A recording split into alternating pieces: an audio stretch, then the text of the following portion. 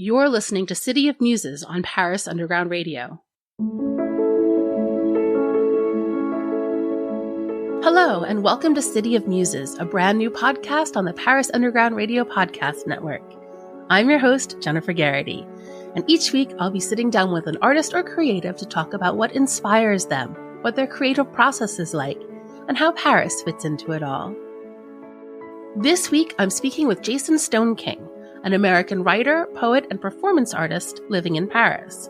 His latest projects include written portrait sittings and bespoke books, both of which he'll explain to us. Jason is also the creator of Paris Heretics, a creative label that conceives and produces projects, events, and contextual situations for artists and performers in Paris. Hello, Jason. Thank you so much for taking the time to speak with me today. Hi, Jennifer. Thank you for having me. So can you start by telling us a little bit about who you are and what you do here in Paris? Sure. I am a poet, writer, and performance artist. I've been in Paris off and on since the mid-90s, and I perform texts that I've written in lots of different kinds of spaces, art galleries, theaters, clubs. And I write handwritten texts now. I stopped typing a few years ago and give performances of various kinds. I'm also the founder of a label that promotes other artists. Fabulous. So you kept coming back and forth to Paris, you said. What was it that kept bringing you back? Well, I first came here with the sort of really typical American dream of running away to Paris to be a poet. And I was 22 years old, and I thought, oh, this would be the most romantic thing ever. And I came in, and mostly Paris lived up to it. You know, I met a lot of cool people the first summer that I was here who were playing music and throwing poetry readings and doing interesting things. And I sort of built some community very quickly. And after that, everywhere else I traveled, I never quite found that same sense of sort of poetry and romance and community and all that I had here in Paris. And so I kept coming back until it finally stuck. I've had that same problem where I feel like there's something about living here that sort of ruins you for other places.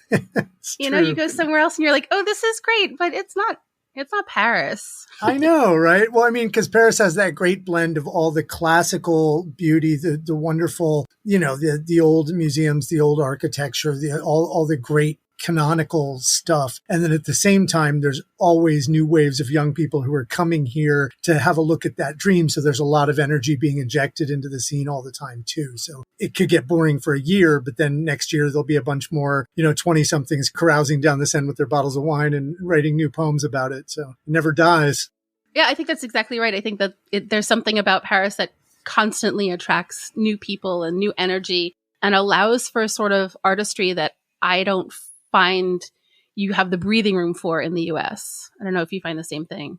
Yeah, I think that's a really good point you're making there. One of the things I like to say about Paris is that it has an artistic middle class, whereas in America, the people I know who are artists or poets or musicians, either they're super successful and they're famous and they've got a lot of money, or their day job, they're waiters, they're working at the mall and they're doing their art on the weekend. Here, you find a lot of people who are spending a sizable amount of their time on creative pursuits and getting enough respect and opportunity that they can live that way without having to become superstars. Yeah, I'd never thought of it that way, but you're exactly right. You're allowed to just sort of exist, and the government supports you enough that you can get by as an artist. Well, that's a good point, too. The government supports you enough if you're a European citizen or if you have working papers here, or yes, if you true. Can apply for grants and stuff. There isn't actually a lot of structural support here for expat artists who don't have working papers, or for sans-papier artists, who, for whatever reason, aren't plugged into the official system, which is one of the reasons I started my label, Paris Heretics, because I noticed I was surrounded by expat artists who were so talented, but just didn't have the opportunities in the structural system that I felt their work served. So I wanted to try to amplify them a bit. All right. So let's talk a little bit more about Paris Heretics, which is a fabulous name, by the way. Thank you. Big fan. Thank you very much. Well, I guess, it's for people who are doing things a little bit outside the lines. So what is the idea behind it besides this connecting the expats? What do you actually do functionally? So functionally, I do a lot of things. I have sort of a collective of artists working with me in different capacities who sort of fill different roles depending on the projects that we're working on. But we have published books for a couple of local poets, Alison Grace Kohler and Carrie Chappell, who are both just fantastic poets.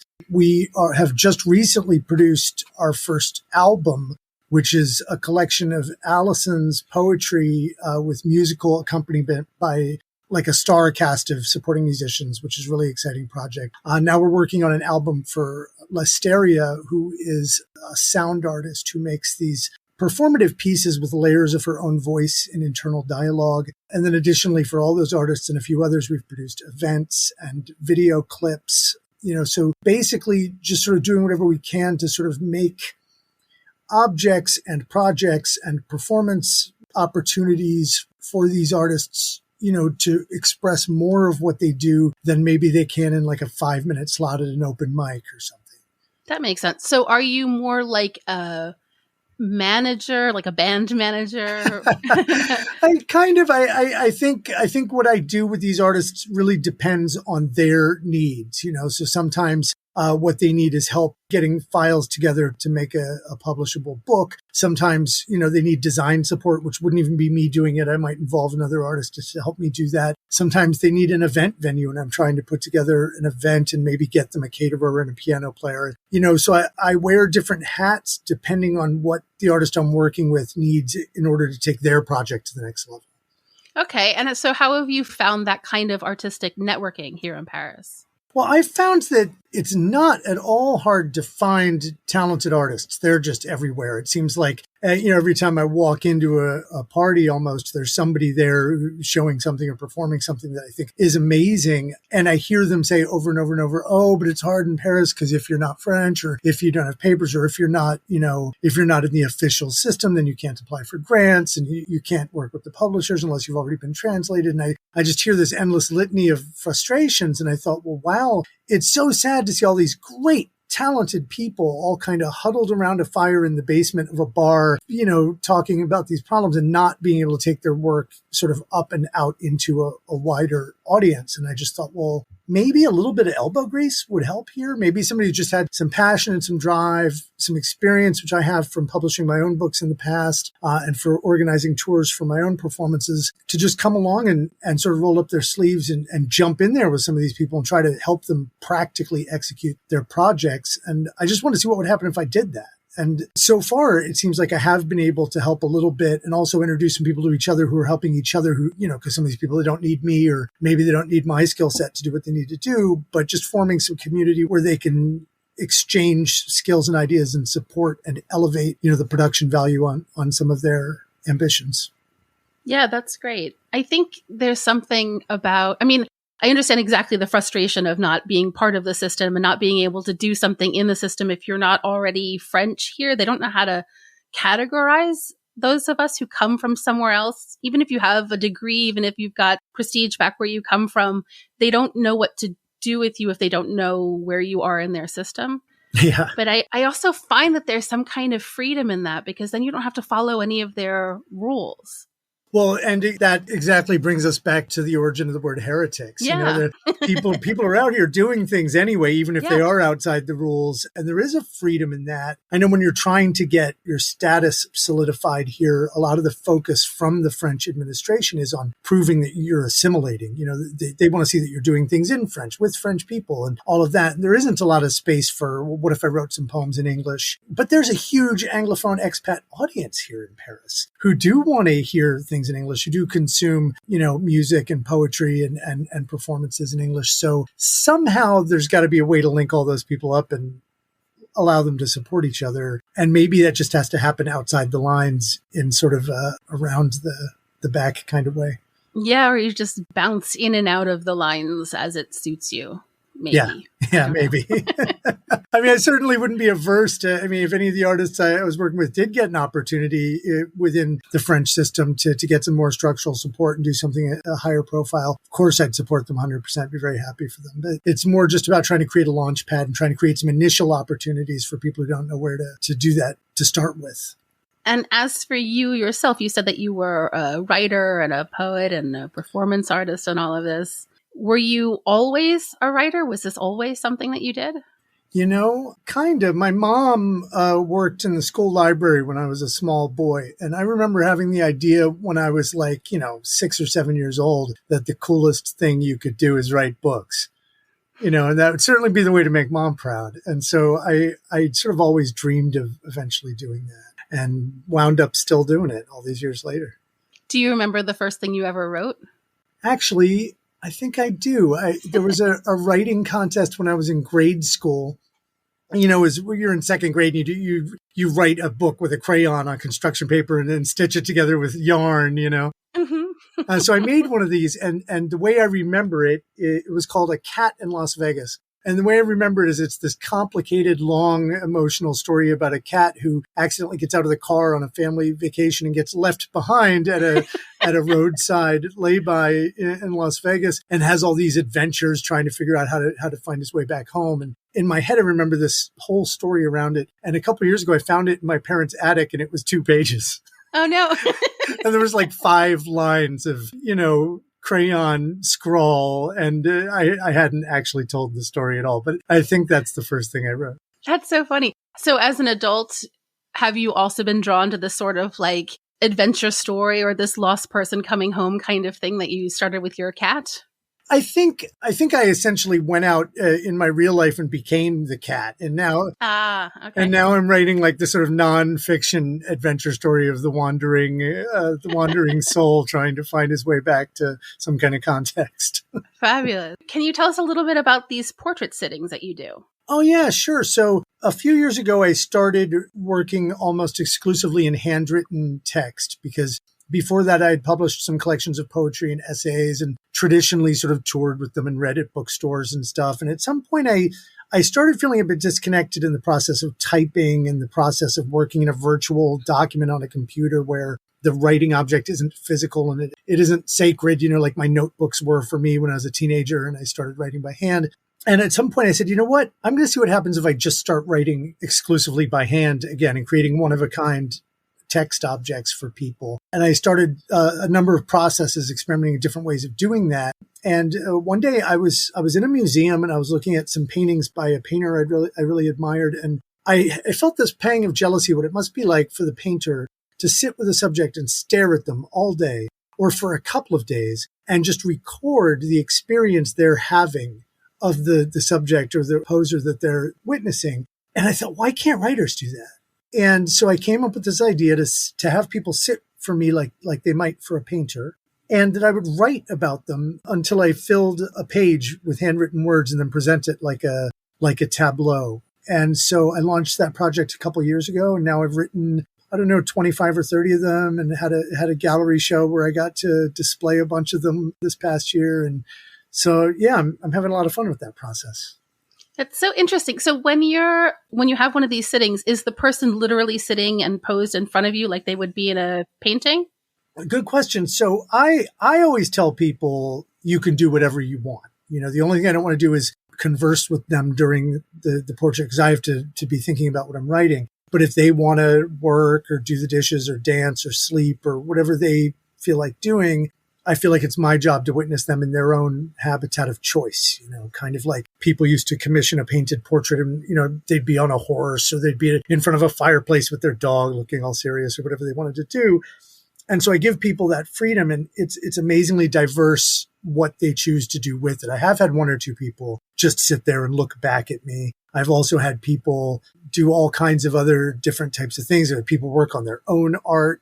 One woman, while I wrote her portrait, drew a portrait of me. Oh, that's fun. And I've had people take a nap. I've had people, just do their business on their computer while I was writing their portrait. Everyone seems to have a different way that they like to be seen or a different distraction that makes them feel comfortable being watched. And I really enjoy that diversity. So I encourage people to just take it wherever they want to take it. If you're enjoying this podcast, you may enjoy our sister podcast, Molly on a Trip, Music Around Paris, which is brand new to the Paris Underground Radio Podcast Network. Molly sits down with local French artists or touring musicians from all over the world to talk about what's going on in their careers and what inspires them. Get insights into what these musicians love most about Paris. Check out Molly on a Trip, Music Around Paris now, available wherever you listen to podcasts. We'll be right back with City of Muses after a word from our sponsors. And now, back to City of Muses on Paris Underground Radio. Do you find that there's a certain kind of person who's attracted to this kind of sitting? That's another great question. So I was a little surprised to find out initially how many people I knew were enthusiastic about the project, but didn't want to pose themselves. And I started to realize not everybody really wants to be the subject or to be looked at or to be theorized about or spoken about. For some people, that makes them very nervous. And so I'm gradually learning that there are people who are much more open to being seen or to other people's interpretations of them becoming potentially a public document, even though people who commission the portraits have the right to keep them private if they like. And that's been very interesting, although it's a little bit a shame too, because that kind of cuts down on, I don't get the full diversity of human types to write about because some people don't want to be written about.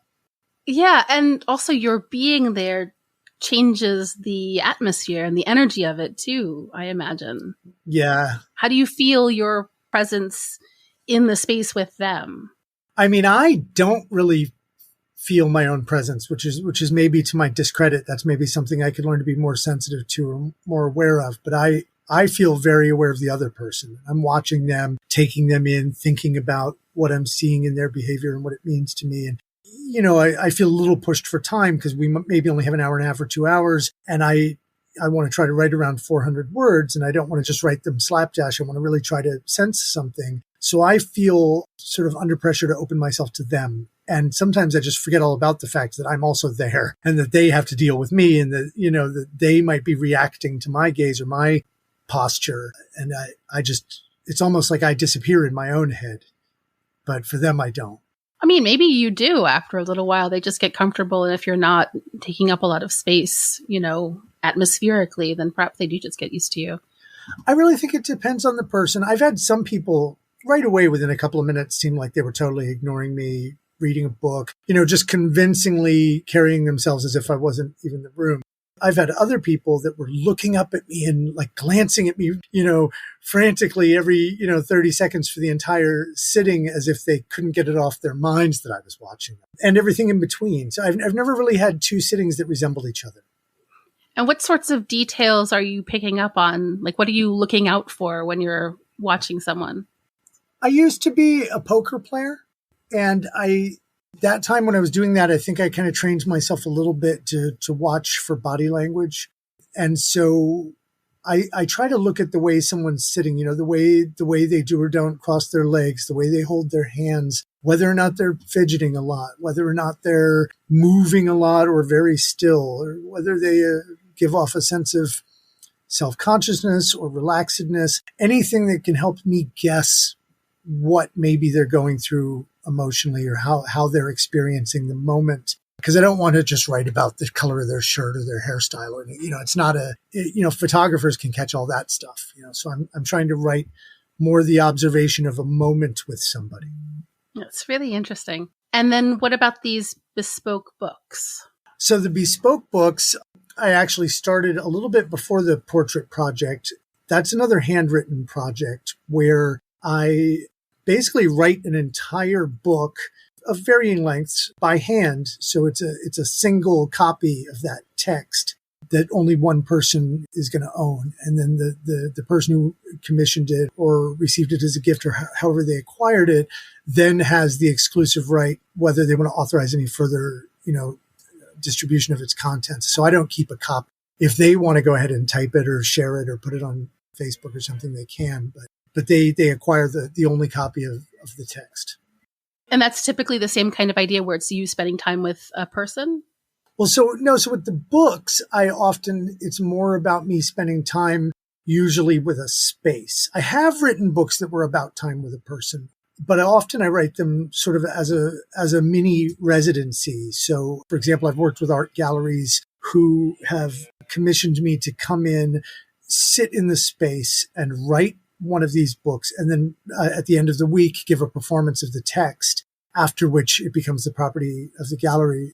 I did one of those at Gallery Arnaud Lefebvre this past year here in Paris, who also invited me to do one of those in residence at an art fair at the Cité des Arts a couple of years ago. And also this year, I wrote and performed one at the Gallery Canopy up in the 18th as part of a show of Alison Kohler's Glass, where I sat in residence and wrote about the experience of being surrounded by her work and what that meant to me. That's so interesting. And so all of these texts that you create, you're creating them by hand. There's only one of them. So there's a really ephemeral quality to these. Is that important to you, this sort of ephemerality? It's interesting that you should ask that. I think actually the reason I started going back to writing by hand is because I started feeling that the typed document was quite ephemeral. You know, you sort of spill a cup of coffee on your computer and your hard drive is gone. And then everything you've been working on for the last year never happened. And there's no evidence of it. And even when you publish a book and take it on tour and distribute it, you know, a lot of people read a book a couple of times and then throw it in the trash. Or, you know, the more mass produced the book is, the more disposable it is also. You know, which is why you can still go into a bookstore and get a brand new copy of Wuthering Heights, even though as a species, we've probably disposed of, 14 million copies of it over the last 100 years. And we just keep making them because people keep losing them or throwing them away or whatever. And I sort of thought the handwritten thing, like my journals when I was a kid, might actually be more permanent in that the person who had it would have it with the sense that they had the only copy of it. And maybe it would lead them to take care of it more. So I think in a sense, I was reacting against ephemerality, even though it's sort of counterintuitive to see it that way. No, I see what you're saying now. I think I was thinking of it more from like a performance aspect, like sharing it. Right. But what you're saying is like you're making a one-of-a-kind art piece that will last forever in someone's private collection, essentially. I hope so. And also, I don't stop anybody from making copies or distributing them. And several of my performances have been filmed and are on my YouTube channel. And generally, I allow the person who acquires the book to decide whether or not the film should be released. And often, people are very happy for the film of the performance to be publicly available, and they get to own the object, and other people also get to hear the text in a different way. So I don't stand in the way of multiple people getting access to the text, but I guess I want to offer both, an experience that everybody can share in for free and simultaneously an object that can be made precious and preserved if somebody would like to do so. Interesting. And what is your personal experience? How do you experience the difference between these portrait sittings that are one-on-one and these bespoke books that are more maybe performative or at least have one big performance? I guess the main difference for me, and I don't know, how this comes off to other people, but when I'm doing the bespoke books, I'm very much in my own head and I'm sort of exploring my own thoughts and feelings about the subject as if that's what's important. And when I perform them, I try to deliver something personal and something vulnerable where I allow myself to be vulnerable in front of my audience. I don't know if I always succeed at that, but that's what I strive to do. And with the portrait sittings, I try very hard to take my opinions out of it and to make it about the person I'm writing about, which, of course, you can never totally do that because it's being funneled through my own perception. And of course, it's going to have me in it. But when I'm watching somebody, I try not to discuss, what I like or don't like, or, I don't say whether or not I think the person is cool or whether or not I think the person's attractive or whether or not I think the person's, because I don't think it should be about my opinion. I try to just describe how they are in the space and find them where they're being themselves. And so the exercise is more getting outside of myself when I write those. Very interesting. Yeah. And then the bespoke is more of a personal exploration. Yeah, it's very cool. Thank you. Yeah, no, I've never heard of anything like this. And it's such an interesting idea. Well, thank you so much. I mean, I guess that's always the thing you love to hear when you're making art, Well, and also I've seen a little bit of your work, some of the videos, and I liked it. So that's the other thing, right? It's not awesome. Like no one's done this before and it's terrible. That's not my personal opinion for what that's worth. Well, thank you. Thank you very much. I actually just yesterday posted a brand new one, bespoke book I wrote for Ivy Writers, which is an organization in Paris that hosts actually bilingual readings once a month they invited me, and I wrote a book for the occasion and filmed it, just released it yesterday. So, Oh, very cool. Well, we'll include a link to that so people can check it out. cool. Thanks. My last question for you is this. What would you say to a 22-year-old poet who's thinking of coming to Paris and living this big artistic dream? I would say go for it. Paris is still here. It hasn't gone anywhere. More than anything, I would say don't be discouraged when things get hard or when people don't understand what you're doing, because, if people don't understand what you're doing, A, that makes it necessary.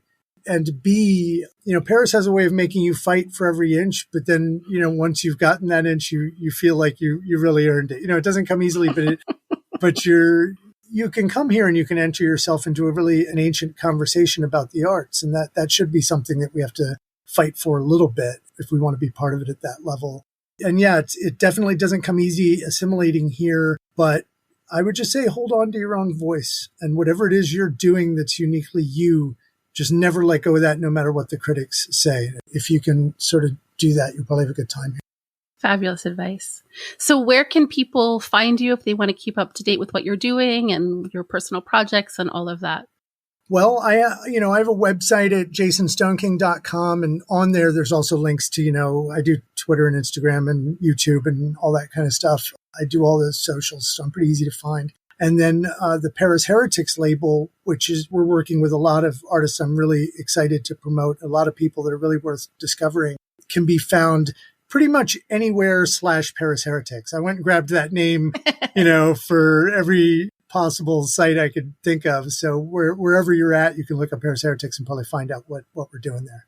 Excellent. And I'll put links in the show notes so people can find you really easily. Oh, cool. Well, thank you very much. Thank you, Jason. This was such a wonderful conversation. I really appreciate it. Yeah, so do I. It's been really nice talking to you. Thank you for listening to City of Muses. If you like what you've heard, please take a moment to rate and review it. This is the fastest and easiest way to help support the podcast. Tell a friend who could use a little inspiration. You can also subscribe to the Paris Underground Radio newsletter over on our website, which comes out every Sunday and gives a little peek into what's on the network for the week ahead. I'm your host, Jennifer Garrity, and you can find me on all socials at Jennyphoria. That's JennyPhoria. Thank you for listening, and may you find inspiration wherever you go. City of Muses was produced by Jennifer Garrity for Paris Underground Radio.